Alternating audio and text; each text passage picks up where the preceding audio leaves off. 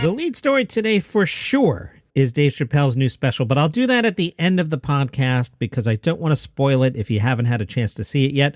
Let's start with late night Stephen Colbert. Ladies and gentlemen, I come to you from a room full of warriors, heroes, survivors. Forget World War II. This is the greatest generation because every single person in this room had to dig down deep within themselves and find the strength to make it through Facebook's 6-hour worldwide outage. Seth, Facebook went offline for over 6 hours. Wow, they finally found something that they couldn't fix with horse paste. Fallon, everyone's parents came this close to joining TikTok. Fallon, besides Zuckerberg, it was also a rough time for conspiracy theorists because for conspiracy theorists, Facebook is basically their WebMD. Fallon, in a statement, Facebook said the cause of the problem was, quote, configuration changes on the backbone routers.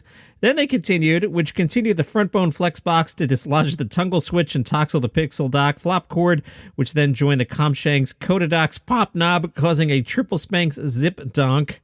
Can't believe I got through that on the first take. Kimmel, Facebook said that no user data was compromised during the blackout. It was not a hack. All your information is safe with them. Your age, your height, weight, eye color, blood type, birth date, hopes, dreams, your kidneys, all totally secure in the Facebook vaults. Kimmel, the blackout was followed by a devastating congressional panel investigation. Democrats and Republicans in the Senate finally found something they can agree on. They both hate Facebook. Fallon, that's right. A Facebook whistleblower testified for more than 3 hours in front of Congress and said some pretty damaging things.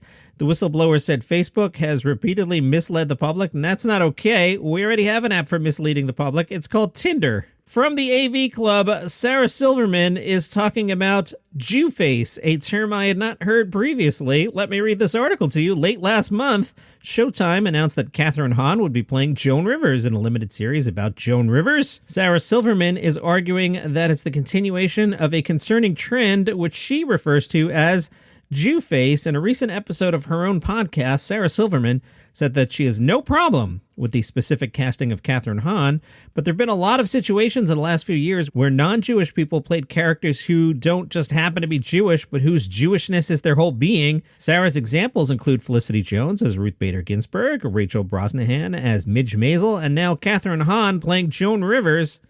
Sarah Silverman says these Jewface roles typically involve putting a person's Jewishness front and center with makeup or changing features like a, quote, big fake nose, unquote, and all the New Yorkie or Yiddishy inflection. She also argues that if a Jewish woman character is courageous and deserves love, then she's never actually played by a Jewish person. I don't know what to say about this. I knew Joan Rivers personally. I've been in Joan Rivers' home. Joan Rivers served me iced tea. I don't know. I think Kathryn Hahn will do a great job. I don't know. I'm not Jewish. I don't know. I knew Joan. I didn't sit there thinking, here's my Jewish friend Joan. I thought, here's legendary comedian Joan. Some days I thought, here's that pain in the ass that didn't call me back and is now mad that she doesn't like the guests I booked. I had that relationship with her. I don't know.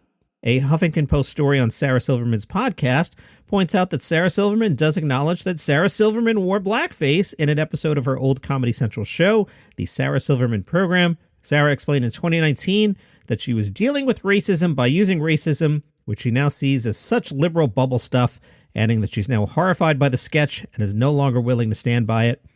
I don't know. From the New York Post, Chris Rock is back telling jokes after testing positive for COVID-19 last month. Chris Rock was at the opening night of musician Robert Glasper's Robtober residency at the Blue Note Jazz Club. Chris said, I'm back from the dead. I had COVID. I had mother effing COVID. Chris Rock and comedian pal Dave Chappelle, we're going to talk about him, surprised Glasper and concertgoers when they showed up unannounced and introduced Glasper. Chris Rock joked it wasn't quite as hard as being black, but it was close. That's why everyone trying to avoid it, man. He then revealed, I think I got this on the civil rights movie. Chappelle said, that's a noble way to get COVID. The New York Post insider said everyone was cracking up watching them. After the concert, Chris Rock and Dave Chappelle met up with Michael Che, Busta Rhymes, and Kanye. They all met up at the Stand Comedy Club. A spy told the New York Post Kanye came alone, no security. All right, I got some other stuff, but it can wait for tomorrow because the Chappelle stuff is going to go long. If you're a new listener, I normally do the headline up at the top, but again, I don't want to spoil Dave Chappelle special if you haven't seen it yet. If you have not seen it yet and you don't want to be spoiled, you are dismissed. See you back here tomorrow. Follow the show on Apple, Spotify, Google. You know the drill. If you want to hear my review of Dave Chappelle and some other folks' review of Dave Chappelle's new special, back after the break. Real quick, I meant to do this before the break. The Rogue Island Comedy Festival kicks off tonight. Eddie Pepitone at 6 and 8.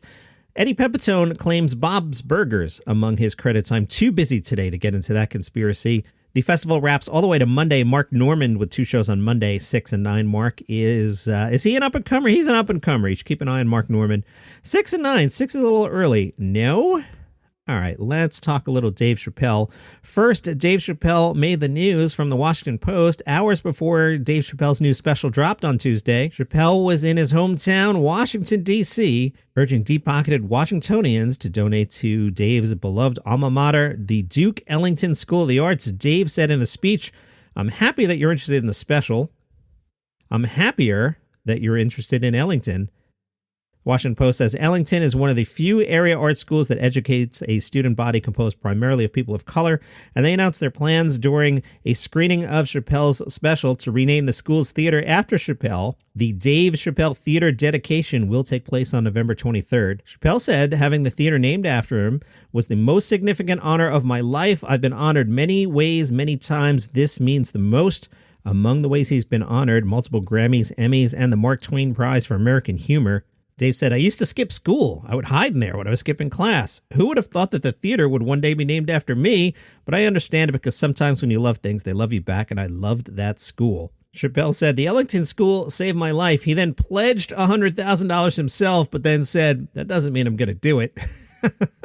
Dave talked about his special, The Closer, which at the time of the Washington Post article had been streaming for less than 24 hours and had already garnered buzz from the comedian's defense of embattled rapper DaBaby and Dave's own long-standing issue with so-called political correctness. Chappelle says in the special he's done making jokes about the LGBTQ community and in fact never had a problem with them, but with white people in general, and he won't say if he's really done with Netflix. He was asked, "Is this your final project with Netflix?" Chappelle said, "Hopefully not, but for now, definitely." When asked how he'd define the arc and evolution of his 6 special Netflix run, Dave said, "That's the kind of question I'm reluctant to answer because it might impede people's interpretation of my art, and the fun part about putting something out there is seeing how they interpret it.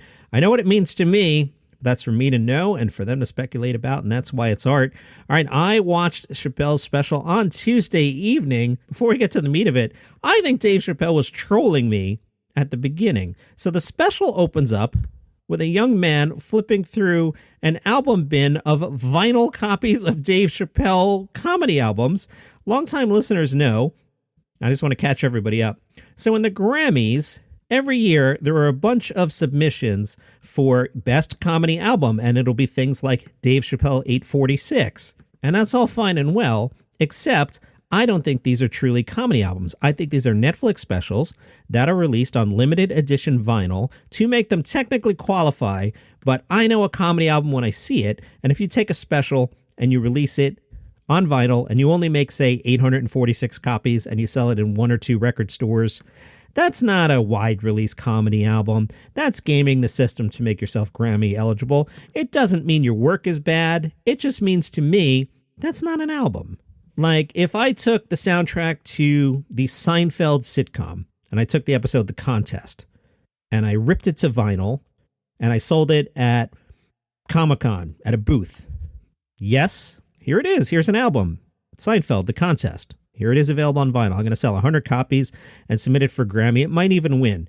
Would you feel like that was the best comedy album? That's how I feel about some of these things. Anyway, at the beginning of Chappelle's special, the young man is flipping through all these vinyl things, and I'm like, is he trolling me? I shared this on the Facebook group if you want to check that out. So diving into the special, I thought Dave had some good coronavirus material up top. It was timely, it was fun, but I kind of noticed I was doing what I have described as the Emperor of Rome syndrome. I've mentioned in the past, I ran SiriusXM comedy for 10 years, which meant Monday to Friday, I was sitting at my desk at least 8 to 5, plus listening on the way home in the car. I listened to comedy 10, 12, 14 hours a day, plus the weekends for years. So I've heard it all.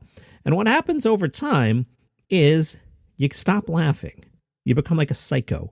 And if you go to a comedy show, you'll see the comedians do this in the back of the room. They'll be saying, somebody will be on stage killing, and the comics will be like, great callback. Oh, that was such a good bit. Great writing there.